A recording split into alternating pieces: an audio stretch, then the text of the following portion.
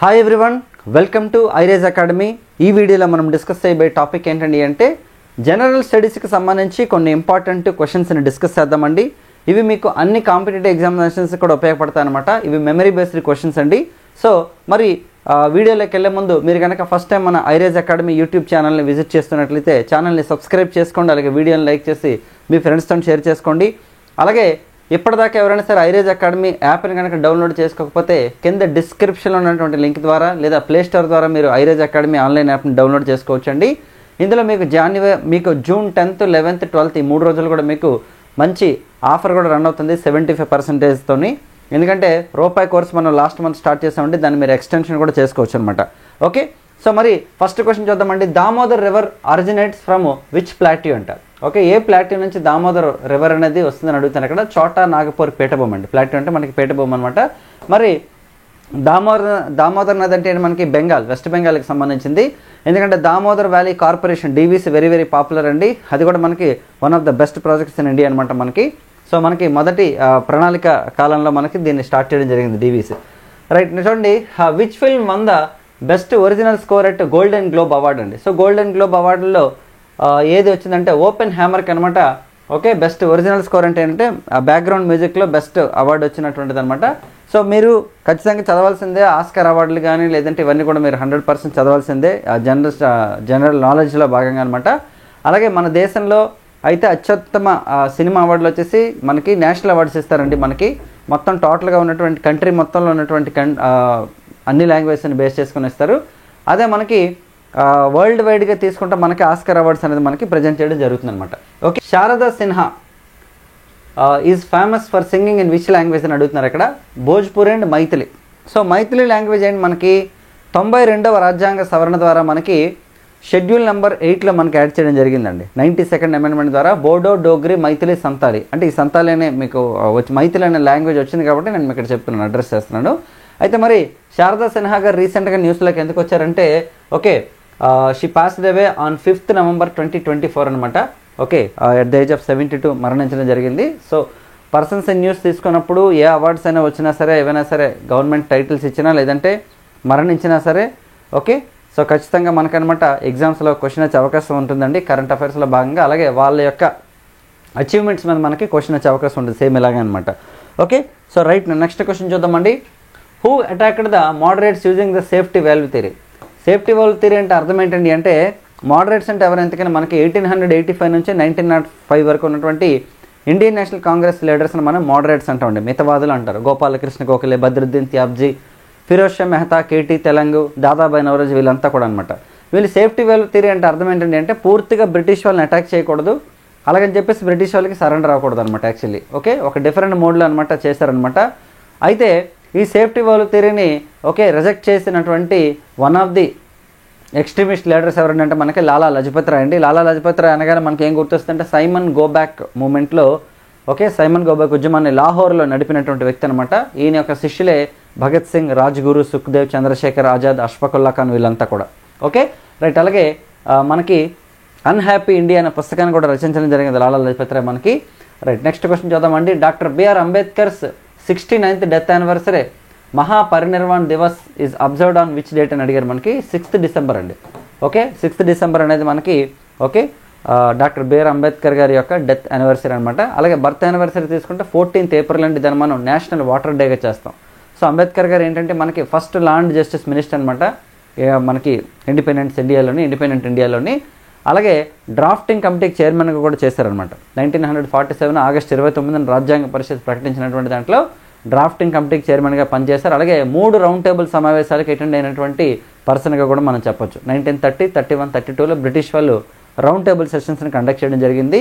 ఆ తర్వాత కమిల్ అవార్డుకి సంబంధించి మహాత్మా గాంధీకి, డాక్టర్ బిఆర్ అంబేద్కర్కి ఓకే జరిగినటువంటి అగ్రిమెంట్ ఏంటంటే మనకి పూణే అగ్రిమెంట్ అనమాట. September 24, 1932 జరిగిందండి. Okay, right. So next question చూద్దామండి. As per the national population commission what was the India's estimated population by 2039? 2039 కంట ఓకే భారతదేశం యొక్క పాపులేషన్ ఎంతవరకు పెరగచ్చంటే 160 కోట్లకి వెళ్తుందంట. 160 crores 2039కి. ఆల్రెడీ 140 crores ఉండొచ్చని ఎస్టిమేట్ చేస్తున్నారు.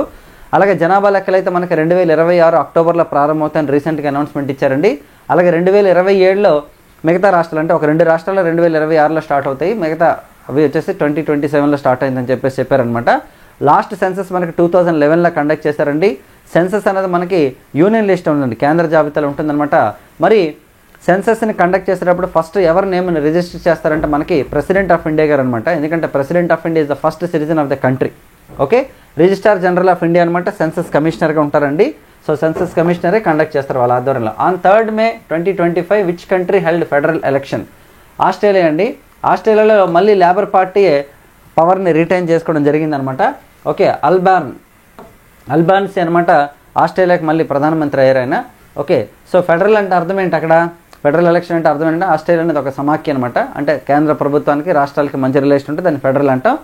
భారతదేశ రాజ్యాంగం మనం తీసుకుంటే ఫెడరల్ అనే పదం ఎక్కడుంది అంటే దెర్ వాజ్ నో మెన్షన్ ఎక్కడా కూడాను. ఫెడరల్ సిస్టమ్ అనేది ఇండియా అయితే మనకు 1935 గవర్నమెంట్ ఆఫ్ ఇండియా యాక్ట్ నుండి తీసుకుందండి.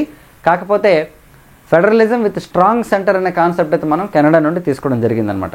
మనం ఏంటంటే సాధారణ సమయాల్లో సమాఖ్య వ్యవస్థగాను, అత్యవసర పరిస్థితుల్లో అయితే యూనిటరీ గవర్నమెంట్గాను ఉంటుందన్నమాట మనది. Okay, right. So next question చూద్దాం. Right, I K me 2025 Africa Indian maritime okay engagement is related which of the following? ఇది దేనికి సంబంధించి అంటే నేవల్ ఎక్సర్సైజ్ అండి. యాక్చువల్లీ మనకి ఇది ఎవరెవరికంటే మనకిన్నో కొన్ని సెవరల్ ఆఫ్రికన్ కంట్రీస్కి మధ్య అనమాట. మ్యారిటైమ్ ఏదైతే మనకి సముద్ర తీర ప్రాంతం ఉంటుందో దాంట్లో మనం ఎక్కువగా ఫోకస్ పెట్టడం కోసం చేసుకుంటాం అనమాట. యాక్చువల్లీ అంటే తీర ప్రాంతాల యొక్క పటిష్టత, అట్ ద సేమ్ టైం ఏంటంటే వాణిజ్యం, వీటన్నింటిలో ఒక మంచి రిలేషన్ మెయింటైన్ చేయడం కోసం చేస్తారు అది ఆఫ్రికన్ కంట్రీస్కి ఇండియాకి జరుగుతున్నటువంటి ఎక్సర్సైజ్ అనమాట. మరి ఈ పదానికి మీనింగ్ ఏంటంటే సాంస్క్రిట్లో యూనిటీ అని అర్థం అనమాట. ఇది సంస్కృత పదం అనమాట, దానికి మీనింగ్ వచ్చేసి యూనిటీ అని అర్థం. Okay, right. మరి నేవీ డే తీసుకుంటే 4th December అనమాట చేస్తారు. ఎవ్రీ ఇయర్ మనకి చేస్తారు 4th December. నెక్స్ట్ చూడండి, who established the national commission of farmers? 2004లో ఎంఎస్ స్వామినాథన్ గారు ఎస్టాబ్లిష్ చేశారండి. ఎంఎస్ స్వామినాథన్ గారు అంటే ఏంటి మనకి గ్రీన్ రెవల్యూషన్ ఇన్ ఇండియా 1966లో మనకి హరిత విప్లవం వచ్చింది కదా, అది మనకి భారతదేశంలో ఇంట్రడ్యూస్ చేసింది మనకి ఎంఎస్ స్వామినాథన్ గారు అనమాట. అలాగే ప్రపంచంలో మనకి గ్రీన్ రెవల్యూషన్ అంటే మనకి నార్మన్ బోర్లాగ్ గుర్తొస్తారండి. 1960లో మెక్సికోలో ఫస్ట్ ప్రారంభించారు. ఆయన father of world green revolution అయితే ఇండియన్ గ్రీన్ రెవల్యూషన్ మనకి ఎంఎస్ స్వామినాథన్ గారు. చాలా ఇంపార్టెంట్. రీసెంట్గా భారతరత్న అవార్డు కూడా ప్రకటించింది మనకి సెంట్రల్ గవర్నమెంట్. రైట్. నెక్స్ట్ అండి, the beaded statue found in Mohenjo-daro was made of which material అంట? అంటే బీడ్ అంటే ఏంటి మనకి గడ్డంతో ఉన్నటువంటి ఒక మేల్ ఓకే స్టాట్యూ అనేది ఎక్కడ దొరికింది అంటే మనకి మొహంజదారోలో దొరికిందండి.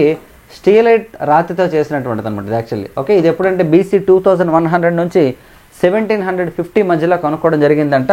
ఇక్కడ గుర్తుంచుకోండి, BC 1750 అన్నప్పుడు ఏంటంటే ఇంకోటి కూడా గుర్తుంచుకోవాలి, BC 2500 నుంచి BC 1750 వరకు అంటే ఆల్మోస్ట్ ఒక 750 సంవత్సరాలు flourished age of Indus valley సివిలైజేషన్గా చెప్తారండి. అంటే బాగా అభివృద్ధి చెందినటువంటి ఇండస్ వ్యాలీ సివిలైజేషన్గా చెప్తారు మనకి. Okay, right. మరి మొహంజదారో అనగానే ఏంటంటే దానికి మనకి పేరు మృతుల దెబ్బ అని కూడా పిలుస్తారు మనకి మొహంజదారో అంటే మనకి. రైట్, చూడండి ఇక్కడ Warli peasant movement is associated with which region అంట? ఓకే, వార్లీ మూవ్మెంట్ అనేది ఏంటంటే వార్లీ అనేది ఒక ట్రైబ్ అనమాట. ఓకే, ఇది మనకు ఆల్ ఇండియా కిసాన్ సభ వాళ్ళు ఓకే చేసిన మూవ్మెంట్ అనమాట. బ్రిటిష్ వాళ్ళ యొక్క జమీందారీ వ్యతిరేక విధానాలకి ఓకేనండి జమీందారీ విధానాలకు అనమాట వ్యతిరేకంగా ఆల్ ఇండియా కిసాన్ సభ చేయడం జరిగింది. 1945లో జరిగిందండి ఉద్యమం. Okay, all India Kisan Sabha and next Warli tribal group కలిపి చేయడం జరిగింది బ్రిటిష్ వాళ్ళకి. What is the northern most Himalayan range is called? అంటే మనకు నార్థరన్ మోస్ట్ ఏమని పిలుస్తారంటే మనకి హిమాద్రి అంటారు యాక్చువల్లీ. ఓకేనండి, హిమాద్రి అండి. ఎందుకంటే మనకి హిమాలయాలు మనకి 3 టైప్స్గా క్లాసిఫై చేస్తారు కదా. ఒకటి హిమాద్రి, రెండోది హిమాచల్, మూడోది అవుట్ సైడ్ ఆఫ్ హిమాలయస్ మనకి ఓకే శివాలిక్ పర్వతాలుగా చెప్తారనమాట. ఓకే, హిమాద్రి, నెక్స్ట్ వచ్చేసి హిమాచల్, శివాలిక్. చాలా చాలా ఇంపార్టెంట్. ఎప్పుడు హిమాలయాల మీద క్వశ్చన్స్ నిరంతరం వస్తూనే ఉంటాయి, ఎందుకంటే ఎన్నో నదులు మనకి పుట్టాయి హిమాలయాల నుంచి. చూడండి, Delhi was designated as the national capital territory through which of the following constitutional amendment అంటే 69వ రాజ్యాంగ సవరణ అండి. 69th కాన్స్టిట్యూషనల్ అమెండ్మెంట్ ద్వారా ఓకే 70 అసెంబ్లీ స్థానాలతో కలిపి ఢిల్లీకి అనమాట రీజనల్ అథారిటీని ప్రొవైడ్ చేయడం జరిగింది. అలాగే 70వ రాజ్యాంగ సవరణ ద్వారా పాండిచ్చేరికి మరియు ఢిల్లీకి ఈ 2 కేంద్ర పాలిత ప్రాంతాలకు అనమాట ప్రెసిడెంట్ ఆఫ్ ఇండియా ఎలక్షన్స్లో ఓటేసే అధికారం కూడా కల్పించారు. చాలా important. 69th amendment important, 70th amendment కూడా ఇంపార్టెంట్ మనకి. ఓకేనా? రైట్, నెక్స్ట్ క్వశ్చన్ చూద్దాం. Which of the following is an example of indirect tax అని అడిగారండి. GST అండి. GST అనేది వన్ ఆఫ్ ద మనకి ఇండైరెక్ట్ ట్యాక్సెస్. అంటే ఇండియాలో అయితే ప్రస్తుతానికి ఇదే మేజర్ ఇండైరెక్ట్ ట్యాక్స్ అనమాట మనకి జిఎస్టీ అనేది, గూడ్స్ అండ్ సర్వీస్ ట్యాక్స్ 101వ రాజ్యాంగ సవరణ ద్వారా వచ్చిందండి. ప్రపంచంలో జిఎస్టీని ఇంప్లిమెంట్ చేసిన ఫస్ట్ కంట్రీ ఏదంటే ఫ్రాన్స్ అనమాట. జనరల్గా మనం జీడిపి అని చెప్తాం, జీడిపికి జిఎస్టీకి సంబంధం ఏంటో చెప్తాం చూడండి. జీడిపి అంటే గ్రాస్ డొమెస్టిక్ ప్రొడక్ట్. ప్రొడక్ట్ అంటే అర్థం ఏంటి? గూడ్స్ మరియు సర్వీసెస్ యొక్క ప్రొడక్షన్, అంటే గూడ్స్ మరియు సర్వీసెస్ అనమాట. అంటే ఒక గూడ్ అన్న సర్వీస్ అన్న ప్రొడక్టే. గూడ్ అంటే టచ్ చేయగలిగేది గూడు, మనం టచ్ చేయలేనిది ఫీల్ అయ్యేది మాత్రం సర్వీస్ అనమాట. Actually example software. అయితే వీటి యొక్క తయారీయే ప్రొడక్షన్, మనకి ఇంగ్లీష్లో ప్రొడక్షన్ అంటాం. సో కాబట్టి ఓవరాల్గా గూడ్స్ సర్వీసెస్ తయారీయే ఆ దేశం యొక్క జీడిపి అనమాట. సో దీని మీద ట్యాక్స్లు వేస్తుంటారు, గూడ్స్ మీద వేస్తారు, సర్వీసెస్ మీద వేసేవారు అనమాట. మరి ఇవి ఇండైరెక్ట్ ట్యాక్సెస్. డైరెక్ట్ ట్యాక్స్ అంటే పబ్లిక్ మీద వేస్తారు. యాక్చువల్లీ డైరెక్ట్గా ఏది హౌస్ ట్యాక్స్ అవ్వచ్చు, ప్రాపర్టీ ట్యాక్స్ అవ్వచ్చు, ఇన్కమ్ ట్యాక్స్, ఇవన్నీ కూడా డైరెక్ట్ ట్యాక్స్, కార్పొరేషన్ ట్యాక్స్ ఇవన్నీ. అలా కాకుండా ప్రొడక్ట్ల మీద వేసేవన్నీ కూడా ఇండైరెక్ట్ ట్యాక్స్ అండి. ఇదివరకు ఏంటి? ఎక్సైజ్ ట్యాక్స్ అని, కస్టమ్స్ ట్యాక్స్ అని, సేల్స్ ట్యాక్స్ అని, వ్యాట్ అని చాలా ఉండేవన్నమాట. వ్యాట్ అనేది ఇప్పటికే ఉంది. ఎగ్జాంపుల్ తీసుకుంటే మనకి మద్యం, లిక్కర్ మీద వ్యాట్ ఉంది, అలాగే పెట్రోల్ అండ్ డీజిల్ వీటి మీద కూడా మనకి వ్యాట్ అనేది ఉందన్నమాట. అయితే జిఎస్టీ అనేది ఏంటండి అంటే అవి మినహాయించి మిగతా అన్ని ప్రోడక్ట్ల మీద, గూడ్స్ అండ్ సర్వీసెస్ మీద మనకి ట్యాక్స్ వేయడమే జిఎస్టీ అనమాట. Okay, right. Thumri is a folk music from which state అంట. సో ఇది వచ్చేసి మనకి ఉత్తరప్రదేశ్కి సంబంధించిందండి. సో మనం చెప్తున్నాం రెగ్యులర్గాను డాన్సెస్ కానీ, మ్యూజిక్స్ కానీ, డ్యాన్స్ కూడా ఉందన్నమాట యాక్చువల్లీ ఈ నేమ్తోని. యూపీలో ఉంటుందండి మనకి. ఓకే, డ్యాన్సెస్, మ్యూజిక్, అలాగే శాంక్చురీస్, నేషనల్ పార్కులు, అలాగే యునైటెడ్ నేషన్స్ అవార్డ్స్, స్పోర్ట్స్, అలాగే పర్సన్స్ ఇన్వెస్ట్, ఇవన్నీ కూడా ఇంపార్టెంట్ మీకు స్టాండర్డ్ జీకే అండ్ కరెంట్ అఫైర్స్లో భాగంగా. Right. Who succeed Chandragupta to a ruler of Gupta umpire అంట. సో మనకి చంద్రగుప్త టూని సక్సెసర్ నెక్స్ట్ ఎవరంటే చంద్రగుప్త టూ తర్వాత అంటే రెండవ చంద్రగుప్తుడికి ధ్రువాదేవికి జన్మించినటువంటి వ్యక్తి మనకి కుమారగుప్త వన్ అనమాట. ఈయన నలంద యూనివర్సిటీ ఫౌండర్ అండి. ఓకే, నలంద యూనివర్సిటీని కన్స్ట్రక్షన్ చేసిన వ్యక్తి ఈయన. చాలా ఇంపార్టెంట్ అండి. సో చంద్రగుప్త టూ ఏంటంటే మనకి సముద్రగుప్తుడి యొక్క కొడుకు అనమాట. సముద్రగుప్తుడికి ఇద్దరు కొడుకులు, రామగుప్తుడు, రెండవ చంద్రగుప్తుడు అనమాట. సో రామగుప్తుడిని చంపి రెండవ చంద్రగుప్తుడు అధికారంలోకి వస్తాడు మనకి. Okay, right. సో ఆ విషయాన్ని మనకి దేవి చంద్రగుప్తం పుస్తకంలో విశాఖదత్తుడు రాయడం జరిగిందనమాట. Okay, right. సో నెక్స్ట్ చూడండి, as per the regulating act of 1773 Madras and Bombay presidencies reported to home అంట. సో ఈ జనరల్ తీసుకుంటే గవర్నర్ జనరల్ ఆఫ్ బెంగాల్కి రిపోర్ట్ చేస్తారండి రెగ్యులేషన్ యాక్ట్ 1773 ప్రకారం. ఇది మొన్న కూడా మనం డిస్కస్ చేయడం జరిగిందండి. రెగ్యులేషన్ యాక్ట్ అనేది 1773లో వచ్చింది. అంటే బ్రిటిష్ ఈస్ట్ ఇండియా కంపెనీ తలక ఎగ్జిస్టెన్స్ అనేది మనకి ఇండియాలో ఉండేదన్నమాట, బెంగాల్ ప్రాంతంలోని. కాకపోతే బ్రిటిష్ వాళ్ళు ఏం చేస్తారంటే ఓకే మద్రాస్ మరియు బాంబే ఏవైతే ప్రాంతాలు ఉన్నాయో అవన్నీ పూర్తిగా ఇంకా ఆక్యుపై చేయలేదు, వాళ్ళు అప్పుడే స్టార్ట్ చేశారు. కాబట్టి బెంగాల్ గవర్నర్ జనరల్కి వాళ్ళు రిప్రజెంట్ చేసే విధంగా అనమాట చేశారు ఫస్ట్. తర్వాత కాలంలో మార్చారు, అది వేరే విషయం. ఫస్ట్ రెగ్యులేషన్ యాక్ట్ మనకు వచ్చింది 73లో. దీన్ని అందుకని మనం first return constitution of India అని కూడా అంటారు దీన్ని. రైట్. నెక్స్ట్ చూడండి, which article mentions the application of directive principles of state policy. బేసిక్గా తీసుకుంటే ఆర్టికల్ 36, 37 ఏంటంటే 36 నుండి 51 ఆర్టికల్ వరకు మనకి directive principles of state policy ఉంటాయండి, ఆదేశ సూత్రాలు అంటాం మనం. ఆర్టికల్ 36 ఆఫ్ ద కాన్స్టిట్యూషన్ ఏం చెప్తుంటే మనకి డెఫినేషన్ ఆఫ్ ద స్టేట్, రాజ్యం యొక్క నిర్వచనం గురించి చెప్తే 37 ఆర్టికల్ ఏం చెప్తాను మనకి application of the directive principles of state policy. కానీ ఇక్కడ ఒక విషయం గుర్తుపెట్టుకోవాలి మనం, ఒకవేళ కనుక దీన్ని అమలు చేయకపోతే జ్యుడిషియల్ రివ్యూ కిందకి రావు అని కూడా ఈ ఆర్టికల్లోనే మెన్షన్ చేశారు మనకి. ఓకేనండి. Fundamental rights are justiciable by the courts in India. Fundamental rights అనేవి ఖచ్చితంగా న్యాయబద్ధమైనవి, ఖచ్చితంగా అవి జ్యుడిషియల్ రివ్యూ కిందకి వస్తే ఒకవేళ అమలు సరిగ్గా జరగకపోతే. కానీ డిపిఎస్పీ సరిగ్గా అమలు చేయకపోతే మాత్రం అవి జ్యుడిషియల్ రివ్యూ కిందకి రావు అనమాట. అది కూడా మనకు ఆర్టికల్ 37లోనే మెన్షన్ చేశారు.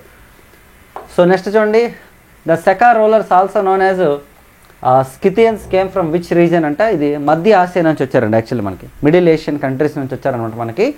మరి ఆ సెకా రోలర్లో మనం ఎవరు తీసుకుంటాం అంటే రుద్రదమనుడు, వెరీ వెరీ పాపులర్ కింగ్ అతను. రుద్రదమనుడు ఏంటి మనకి మొట్టమొదటి సంస్కృత శాసనాన్ని వేయించాడు గిర్నార్ ప్రాంతంలోని. ఇదే మనకు జునాగఢ్ అని కూడా చెప్తుంటాం మనం. మరి ఇంకా తీసుకుంటే సెకా ఎరాని ప్రారంభించింది ఎవరంటే మనకి కనిష్కుడు అండి. AD 78లో మనకి సెకా ఎరాని ప్రారంభించింది మనకి కనిష్కుడు అనమాట. రైట్. నెక్స్ట్ చూడండి, Asmita loan scheme is launched by which bank అంట. అస్మిత లోన్స్ అనేవి ఏంటండి అంటే ఉమెన్స్కి, ఉమెన్ ఎంపవర్మెంట్ కోసం, ఉమెన్ ఎంటర్ప్రీనర్స్ని ఎంకరేజ్ చేయడం కోసం ఇచ్చినటువంటి లోన్స్ అనమాట. స్టేట్ బ్యాంక్ ఆఫ్ ఇండియా మనకి ఇంట్రడ్యూస్ చేయడం జరిగిందనమాట. Okay, digital and collateral loans అంటారు వీటిని యాక్చువల్లీ. అంటే డిజిటల్గా నెక్స్ట్ SBIతో కలిపి ఇస్తారనమాట స్టేట్ బ్యాంక్ ఆఫ్ ఇండియా మనకి. స్టేట్ బ్యాంక్ ఆఫ్ ఇండియా అయితే 1955లో మనకి నేషనలైజ్ చేయడం జరిగింది. సో ఇవి మనకి ఈ వీడియోలో క్వశ్చన్స్ అండి. నెక్స్ట్ వీడియోలో మనం మరిన్ని ఇంపార్టెంట్ క్వశ్చన్స్ డిస్కస్ చేద్దామండి. సో మీరు కనుక ఫస్ట్ టైం మన ఐరాజ్ అకాడమీ ఛానల్ని చూస్తున్నట్లయితే సబ్స్క్రైబ్ చేసుకోండి, కింద డిస్క్రిప్షన్ లింక్ ద్వారా యాప్ని డౌన్లోడ్ చేసుకోండి. Thank you so much all of you and wish all the best.